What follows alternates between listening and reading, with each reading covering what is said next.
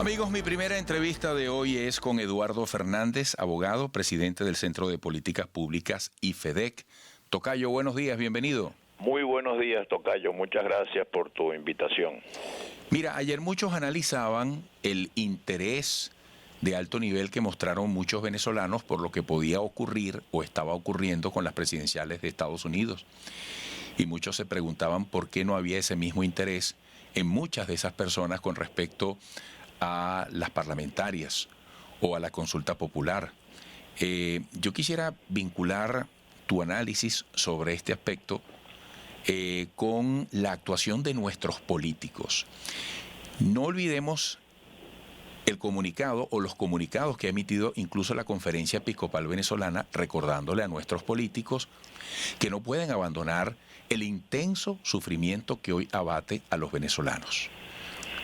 ¿Cómo está actuando el dirigente político venezolano, el líder político, en consonancia con las necesidades de la gente y en la definición del 6 de diciembre o de la consulta popular, es decir, del futuro de Venezuela?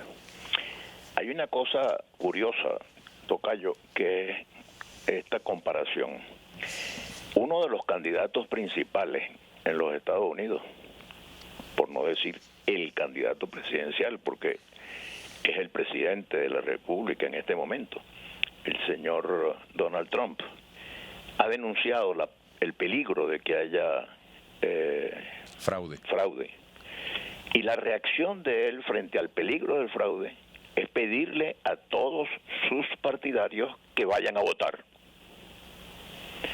En Venezuela, por contraste, ante el peligro de un fraude por parte del gobierno, la orden que se le da a los electores es que se queden en su casa.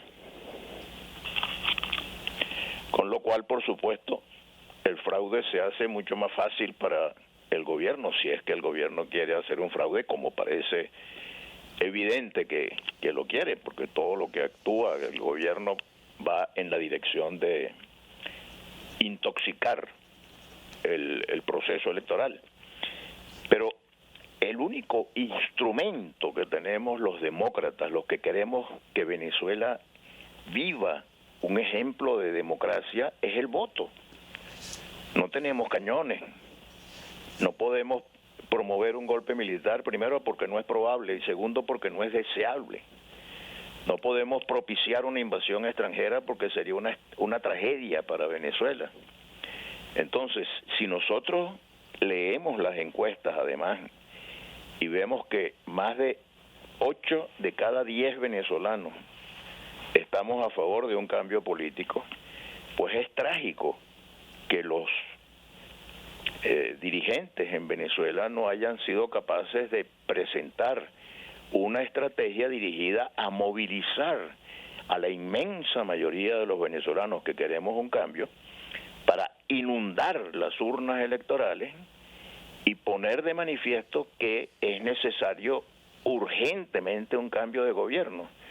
Por eso que los obispos han señalado del sufrimiento del pueblo venezolano. Los venezolanos están sufriendo mucho como consecuencia de la crisis económica y social. Y el problema del sufrimiento de los venezolanos no se resolverá mientras el señor Maduro esté en Miraflores. Es importantísimo promover, ojalá con la aquiescencia del propio señor Maduro, que bueno sería conformar un gobierno de emergencia económica y social que logre lo siguiente. Para poder salir de la tragedia económica que estamos viviendo se necesitan inversiones. Para que haya inversiones se necesita confianza por parte de los inversionistas.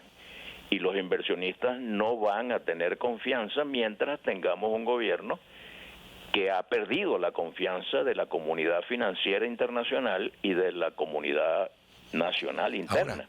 Ahora, Eduardo, en este momento no hay ningún tipo de iniciativa, de intento para dialogar en ese aspecto. Porque yo te hago esta pregunta, fíjate. La actual Asamblea Nacional porque bueno, hay dos asambleas, ¿no? Entonces hay una presidida por Luis Parra, está la de Guaidó, y entonces Guaidó le dice al país, miren señores, aquí el camino es la consulta popular. Y la asamblea que yo presido se mantendrá vigente hasta tanto aquí haya elecciones presidenciales y elecciones legislativas. Otras elecciones, no las del 6 de diciembre. Pero se les ve la cara a los actuales miembros de la Asamblea Nacional, es decir, están los políticos incluso que proponen la consulta popular en contacto con la gente, se les ve, le están hablando del país, le están acompañando. Te hago esa pregunta. Pues yo siento que no. Yo siento que es decir, la elección relevante es la elección de la Asamblea Nacional prevista en la Constitución Nacional. La Constitución dice cada 5 años hay que elegir una Asamblea Nacional. Bueno, pues se está venciendo el periodo de 5 años y hay que elegir una Asamblea Nacional. Ahora, ¿quién va a resolver si es constitucional o no algún otro tipo de consulta? El Tribunal Supremo de Justicia. ¿Cuál Tribunal Supremo de Justicia? Pues el único que hay aquí adentro de Venezuela, porque hay algo que se llama Tribunal Supremo de Justicia en el exterior, pero no tiene autoridad, no tiene capacidad de imponer sus decisiones. Entonces, el tema se está jugando en la Asamblea Nacional.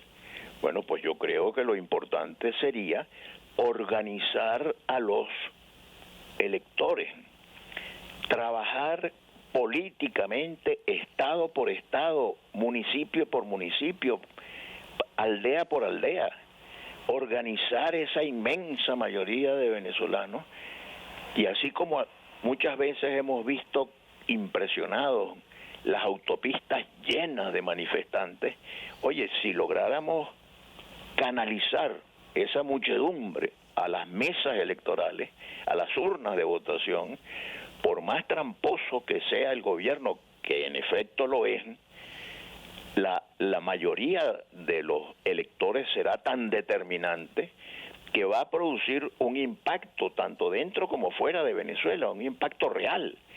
Y ese impacto permitiría tener una asamblea en la que se pueda dialogar y decir, miren señores, no hay nada más importante que aliviar el sufrimiento de las familias venezolanas.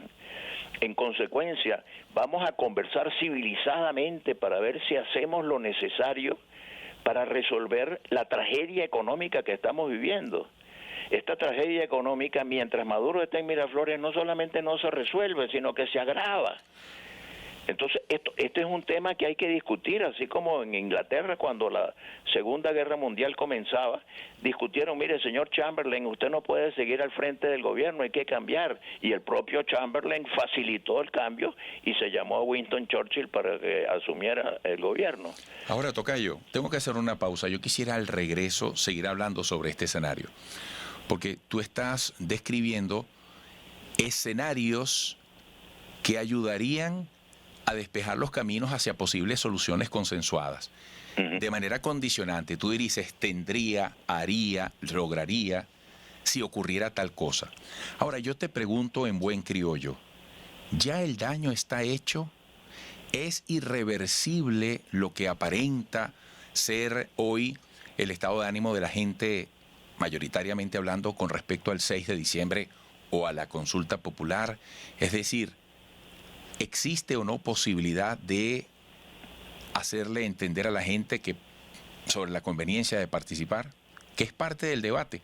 Muy bien. Porque uno está viendo, tocayo, dentro de la oposición muchísimos ataques y eso pareciera que favorece a Maduro, pero aquello parece una piñata, se están cayendo durísimo, se critican, se llaman alacranes, colaboracionistas. Mira, yo ayer o anteayer entrevisté a Jesús Seguías, que es un hombre sobrio, un hombre que suele hablar con mucha agudeza, y él hizo un análisis. Un notable analista. Bueno, a mí me parece muy interesante él, y me quedé impresionado cómo al término de la entrevista, que siempre la gente celebraba sus entrevistas, al término de la entrevista la gente que es un alacrán, se pasó, que no sé qué tal, colaboracionista. Es decir, hay un desbordamiento de odios dentro de la oposición que uno dice, caramba, pero esto a quién favorece, ¿no? Yo quisiera que al regreso entraras en ese aspecto del análisis. Eduardo Fernández, amigos, manténganse allí.